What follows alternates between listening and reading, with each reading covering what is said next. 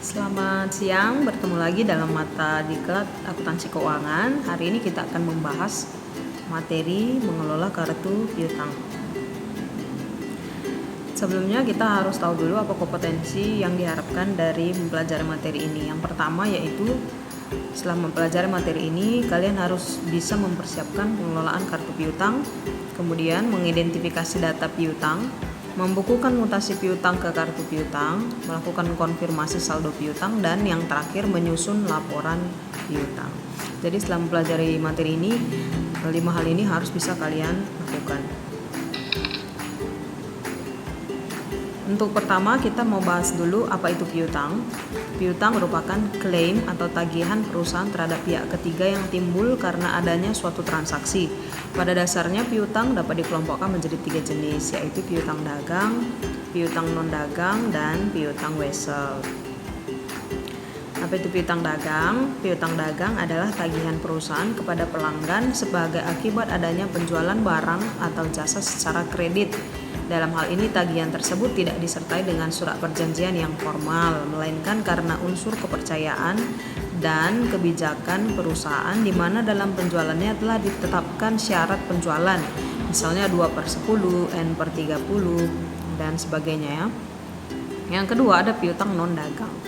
Terdiri atas macam-macam tagihan yang tidak termasuk dalam piutang dagang maupun piutang wesel. Misalnya piutang kepada karyawan perusahaan, direksi perusahaan, dan piutang kepada cabang-cabang perusahaan. Yang ketiga, piutang wesel merupakan piutang yang lebih formal dibandingkan piutang dagang karena di dalamnya memerlukan perjanjian tertulis debitur kepada kreditur untuk membayar sejumlah uang yang tercantum dalam surat janji tersebut pada waktu tertentu di masa yang akan datang. Jadi dia lebih formal ya, ada surat perjanjiannya. Beda dengan piutang dagang. Kalau piutang dagang dia sistemnya saling percaya, tapi kalau piutang wesel dia pakai surat tertulis perjanjiannya gitu. Metode prosedur pencatatan piutang. Yang pertama, pencatatan piutang metode konvensional, yaitu dalam buku besar disediakan satu akun piutang untuk setiap debitur. Yang kedua, pencatatan dengan akun buku besar piutang sebagai rekening kontrol. Dalam pencatatan metode ini, di samping kartu piutang sebagai buku pembantu, dalam buku besar disediakan satu akun untuk mutasi piutang secara keseluruhan. Begitu ya. Yang ketiga, pencatatan piutang metode posting langsung dalam kartu piutang. Menurut metode ini, bagian penagihan tiap hari membuat rekapitulasi total harga faktur untuk penjualan kredit yang terjadi pada hari yang bersangkutan. Apa saja peralatan dan perlengkapan yang dibutuhkan untuk pengelolaan piutang ini? Yaitu yang pertama, buku jurnal. Udah jelas ya, buku jurnal selalu kita perlukan. Yang kedua, buku jurnal penerimaan kas. Jadi dia buku jurnalnya ini yang dipakai ada buku jurnal penjualan, penerimaan kas, buku jurnal umum, kemudian kartu piutang, dan formulir daftar saldo piutang. Kemudian ada formulir daftar usia piutang. Jadi nanti piutang-piutang pelanggan yang akan kita tagih itu ada daftarnya, dibuat sesuai dengan usianya gitu. Yang berikutnya formulir surat penagihan, kemudian formulir surat pernyataan piutang untuk konfirmasi saldo piutang pada tiap debitur, dan yang terakhir peralatan dan perlengkapan kantor yang digunakan untuk kegiatan menulis, menghitung, mengarsipkan, dan kegiatan klerikal lainnya. Unit organisasi yang terlibat dalam pengelolaan piutang yaitu yang pertama bagian sekretariat, berfungsi sebagai penerimaan cek dan surat pemberitahuan dari debitur apabila debitur membayar melalui pengiriman cek. Yang kedua bagian kasa, melakukan fungsi penerimaan cek atau uang tunai dari debitur sebagai penerimaan piutang melalui bagian sekretariat atau melalui kolektor. Yang ketiga bagian piutang, berada di bawah departemen akuntansi, berfungsi sebagai pencatat mutasi piutang dalam kartu piutang, membuat surat pernyataan piutang dan laporan posisi piutang pada tiap debitur. Bagian penagihan berada di bawah Departemen Keuangan, melaksanakan fungsi pembuatan dan pendistribusian faktur penjualan kepada pihak-pihak terkait serta penagihan piutang. Yang kelima, bagian jurnal dan buku besar berfungsi sebagai pencatat mutasi piutang secara kolektif dalam buku jurnal yang terkait dan buku besar untuk kepentingan pembuatan laporan keuangan. Cara pengidentifikasi identitas pelanggan. Yang pertama, lamanya menjadi pelanggan perusahaan. Kemudian yang kedua, besarnya kredit maksimal yang pernah diberikan. Ketiga, kelancaran pengembalian kredit pada periode-periode yang lalu. Status kredit yang sedang berjalan, kemudian kondisi perusahaan pelanggan yang sedang berjalan. Jadi ini adalah beberapa hal yang dapat kita lakukan untuk mengidentifikasi identitas pelanggan. Jadi setiap pelanggan itu diperlakukan berbeda tergantung dari kredibilitas pelanggan kita itu. Jadi dia ada maksimal berapa kredit yang bisa kita berikan kepada pelanggan A dan B. Itu pasti berbeda dilihat dari lamanya dia menjadi pelanggan, kemudian bagaimana selama ini, apakah lancar atau tidak pembayarannya, begitu ya. Bentuk surat pernyataan piutang. Yang pertama, pernyataan saldo akhir bulan. Pernyataan piutang bentuk ini hanya menginformasikan besaran saldo piutang pada akhir bulan. Yang kedua, pernyataan satuan. Dalam bentuk ini, pernyataan piutang menginformasikan saldo awal bulan, mutasi dalam bulan yang bersangkutan, dan saldo akhir bulan. Yang ketiga, pernyataan saldo berjalan dengan rekening konvensional. Pernyataan piutang bentuk ini pada dasarnya tidak berbeda dengan bentuk pernyataan satuan. Hampir mirip dia ya. Yang keempat, pernyataan faktur yang belum dibayar. Pernyataan piutang bentuk ini hanya menginformasikan faktur-faktur yang belum dibayar sampai dengan tanggal tertentu. Misalnya sampai dengan tanggal akhir bulan. Prosedur pengiriman surat pernyataan piutang.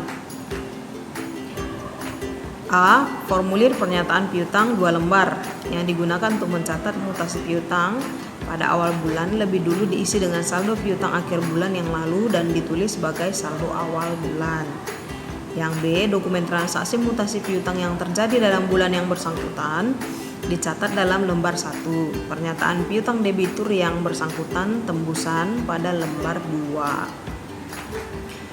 C. Pada akhir bulan pernyataan piutang lembar 1 dipisahkan dari lembar 2. Lembar 1 disusun menurut wilayah alamat debitur untuk masing-masing dikirimkan kepada debitur yang bersangkutan sebagai pernyataan piutang. Lembar 2 sebagai kartu piutang diarsipkan menurut nama debitur. Arsip yang bersangkutan berfungsi sebagai buku pembantu. Jadi nanti dia 2 lembar, yang lembar pertama itu dikirim kepada debitur kita atau kepada orang yang akan kita tagihkan piutangnya. Kita akan tagih utangnya, bagi dia hutang, bagi kita piutang. Jadi kita kirimkan lembar 1 sebagai pernyataan piutang, kemudian yang lembar 2 kita arsipkan. Ini sebagai bukti pencatatan kita. Jadi kita kan nanti akan melakukan pencatatan di kartu piutang, maka dasarnya adalah lembar kedua ini, gitu ya. Pada awal bulan berikutnya untuk tiap debitur disediakan 2 lembar formulir pernyataan piutang, 1 set. Saldo piutang akhir bulan lalu dari data pernyataan piutang lembar 2 bulan lalu yang diarsipkan sebagai kartu piutang dicatat sebagai saldo awal bulan. Kegiatan selanjutnya dilakukan seperti tersebut pada butir nomor 2 di atas. Jadi kalau misalnya dia punya piutang yang bulan lalu, kemudian kita akan melakukan pencatatan untuk bulan ini, maka kalau masih ada hutang yang bulan lalu atau piutang kita yang bulan lalu dijadikan saldo awal. Kemudian piutang berikutnya dimasukkan ke mutasi. Jadi bertambah dia dari saldo di awal piutang bertambah untuk piutang berikutnya, begitu ya maksudnya ini. Ini keterangan untuk piutang N/30. Artinya pembayaran harus dilakukan paling lambat 30 hari setelah tanggal faktur. Jadi nanti kalau misalnya N/60 berarti paling lambat 60 hari setelah tanggal faktur, atau N/45 berarti paling lambat 45 hari, begitu ya. 2/10 N/30 artinya pembayaran harus dilakukan paling lambat 30 hari setelah tanggal faktur. Jika dibayar dalam jangka waktu 10 hari atau kurang setelah tanggal faktur, pembeli mendapat potongan 2% dari jumlah yang dibayar. Angka ini sifatnya fleksibel, boleh diganti. Misalnya nanti di transaksi dia syarat pembayarannya 3/10 N/60 misalnya, berarti 3% dalam jangka waktu maksimal 10 hari dari tanggal faktur. N/60, artinya maksimal pelunasannya harus 60 hari setelah transaksi, begitu ya. Yang berikutnya N/10 EOM atau end of month, artinya pembayaran harus dilakukan 10 setelah akhir bulan tanpa potongan. Maksudnya ini maksimal dilakukan 10 hari setelah akhir bulan, gitu ya. End of month itu maksudnya di akhir bulan. Metode penghapusan piutang, ada 2 metode, yaitu metode penghapusan langsung, yaitu kerugian piutang yang tidak dapat ditagih dicatat langsung sebagai beban pada periode saat terjadi penghapusan piutang. Jadi dia, karena namanya pun metode langsung, dia langsung mencatat ketika ada piutang yang tidak dapat ditagih.